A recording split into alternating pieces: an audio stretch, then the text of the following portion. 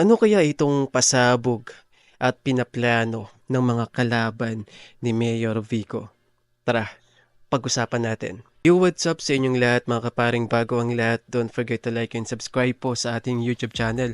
Pakihit na rin po ang notification bell para updated po kayo sa mga bago po nating mga upload. At ngayon, by the way, sa mga hindi po nakakakilala, ako nga po pala si Mr. Realitex from Pasig City. At syempre, ang pinagmamalaki po namin na mayor na si Mayor Vico Soto. Okay, so ngayon mga kaparing, gusto ko po itong pag-usapan natin yung sinabi po sa isang interview ng asawa ni Ma'am Sara Diskaya. Panoorin po muna natin bago po tayo magkomento. Okay? Pero si Ma'am Sara po ay nakapagbigay na po ng naunang komento. Hindi pa man po nailalabas ang official result, no? Kaagad na pong nagbigay ng statement kung saan ay siya po ay malugod na tinatanggap ang resulta po ng halalan. At siya po ay nare-respeto niya po ang desisyon ng mga Pasigueño na pagpili kay Mayor Vico at siya po ay nangangako na hindi niya po ihinto ang pagtulong at makikipagtulungan po siya para po sa ikakaunlad ng lungsod ng Pasig kay Mayor Vico. At yun, eto naman pong panoorin natin. Yung statement naman po, yung pahayag ng asawa po ni Ma'am Sara Diskaya.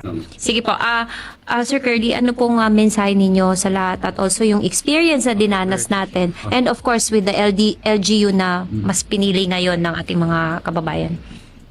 Natutuwa po kami at katunayan, kami po ay tutulong sa lahat ng magagandang programa ni Mayor Vico. Lahat lang po ng magaganda. At kung ano po yung kagandahan na yun, supportan po natin. Pero kung hindi naman po maganda, magiging opposition po tayo dun sa hindi magandang bagay. Kumbaga tayo po ay katuwang niya sa lahat ng mabubuting bagay lang. Okay, so bago po ang lahat mga kaparing, gusto ko lang po dito magsalita, no, yung sa sinabi po niya na siya po at sila po ay makikipagkaisa kay Mayor Vico sa mga programa ni Mayor Vico na magaganda o makakatulong po sa mga Pasigueño at magiging opposition naman po siya kapag ito po ay hindi maganda, kaya naman meron pong mali. Okay, so ano pong ibig sabihin nito? Ang ibig sabihin lamang po nito mga kaparing na sila po ay malugod po nilang tinatanggap ang pagkatalo. Ang pasya po ng nakakarami na piliin si Mayor Vico.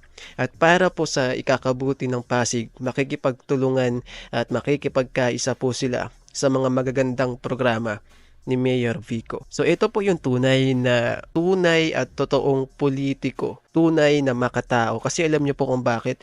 Kung sa ibang politiko pa po ito, hindi po sila makikipagkaisa sa kalaban nila na nanalo kahit na magagandang programa pa. Okay, balikan po natin noong 2019. Nung matalo po ni Mayor Vico, si Mr. Bobby Eusebio, ang pamilya na umupo po sa Pasig ng halos 3 dekada. Ano po yung sinabi ni Mr. Bobby Eusebio dati? Nandaya daw po si Mayor Vico. So yun po agad no yung kanyang accusation kay Mayor Vico, nandaya daw. So hindi niya po kayang tanggapin yung pagkatalo kay Mayor Vico. In fact, nag-aya pa nga po siya ng mga supporters nila o doon sa isang venue at sinasabi nga po nila na Vico Mandaraya. 2022, nung matalo naman po ni Mayor Vico, ang kalaban niya na si Sir Iyo Caroncho, siya po ay pinagbibintangan din po na nandaya na naman daw po ulit. Mandaraya daw po si Mayor Vico. So hindi po nila kayang tanggapin na mas pinipili po ng mga tao, ng mga Pasigueño, si Mayor Vico.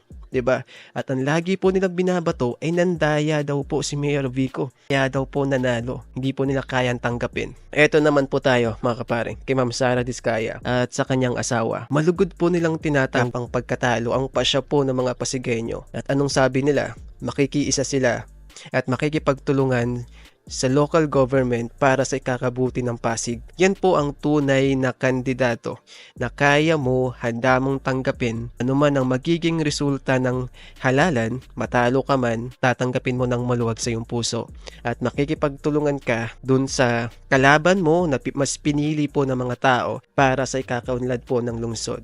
'Di ba? Kasi kung hindi ka po loyal sa bayan at loyal ka sa kapangyarihan, yung nanalo, yung kalaban mo, maganda man yung ginawa niya, pupunain mo pa rin, sisiraan mo pa rin. Pero kung tama naman po yung ginagawa niya, then makikipag-cooperate ka, makikipagtulungan ka at makikiisa ka. Dahil nga po, para naman po yun sa bayan. Yun po ang matatawag natin na loyalty para sa bayan. Na handa mong suportahan yung nakalaban mo na nanalo para po sa bayan. So ito po mga kaparing wala pong bias. Ako po ay natutuwa sapagkat yun nga po, ang mag-asawa pong ito ay handa daw po silang makipagtulungan kay Mayor Vico para daw po sa mga Pasigueño. Kung maganda, then makikipagtulungan sila. Kung hindi daw maganda, then magiging opposition daw sila. Which is, normal lang po yun. Okay po yan.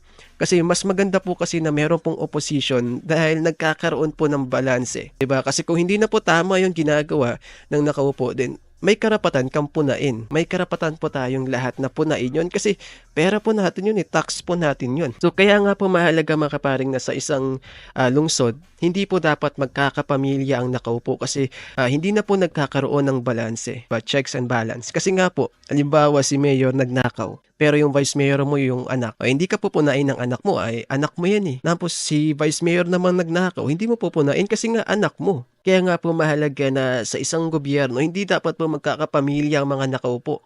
'Di ba? Para po nagkakaroon ng balanse. Para pag may hindi magandang ginawa si Mayor, pupunain po ng Vice Mayor o pupunain po ng Congressman. Which is, ito po, saludo po ako dito mga kaparing sapagkat sila po ay willing po silang tumulong sa gobyerno ng Pasig para po sa ikakaunlad at sa ikakaganda ng Pasig. Diyan po talaga ako sang-ayon sa kanila. Opo.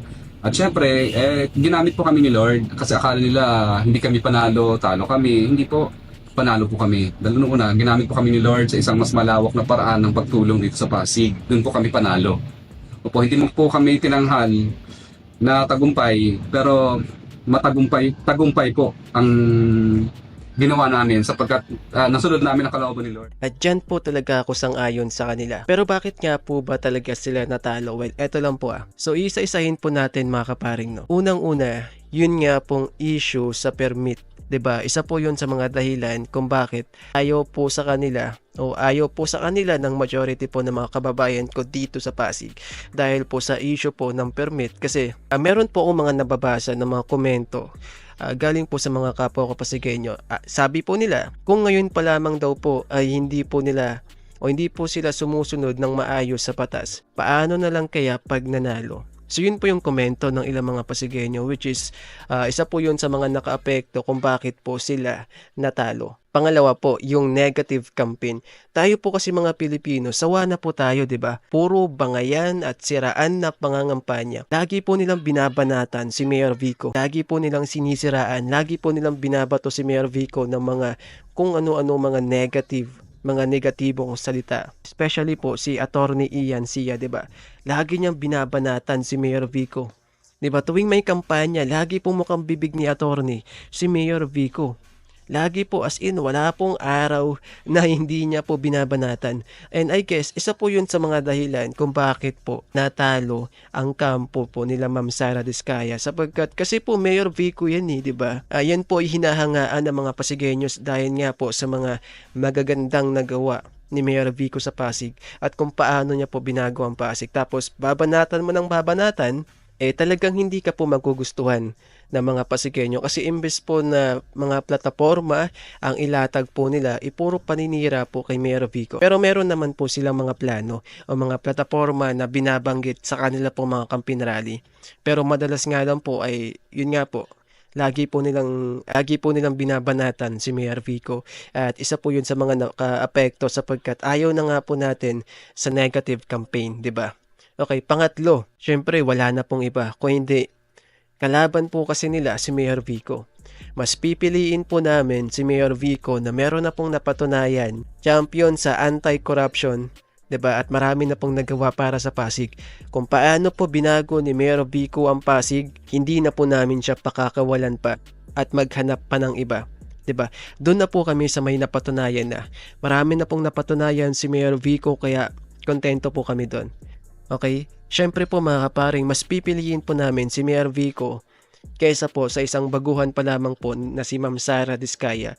Although wala pong hate mga kaparing si Ma'am Sara Diskaya po at yung kanyang asawa, meron po talaga silang mga magagandang nagawa o mga naitulong para po sa Pasig. During nung kampanya, yun nga po, gaya nga po ng sabi ko, sila po ay nagbahagi po ng mga tulong o ayuda o I guess mga bigas sa mga Pasigueño. Tapos ngayon po ay nagbigay po sila ng mga ambulansya sa mga barangay. So hindi po natin may pagkakaila na talagang sila po ay tumutulong po talaga sa mga Pasigueño. Kaso nga lang po, nagkataon lang po talaga na mas gusto po ng majority ng mga Pasigueño si Mayor Vico. May tsansa po na manalo po siya kasi nga po yung kanyang mga plano ay magaganda rin po talaga.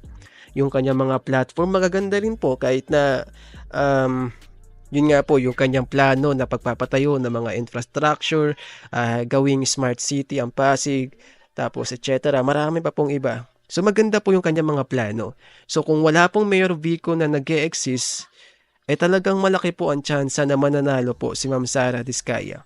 Pero again mga kapareng, eto na nga po tayo. Sila po ay tumanggap na ng pagkatalo at yun po ay talagang napakagandang hakbang sapagkat handa po silang makipagtulungan sa gobyerno ng Pasig para po sa ikakaunlad at ikakabuti po ng ating lungsod. So yun lamang po mga kapareng, and bago po tayo magtapos, don't forget to like and subscribe po sa ating YouTube channel. Bye!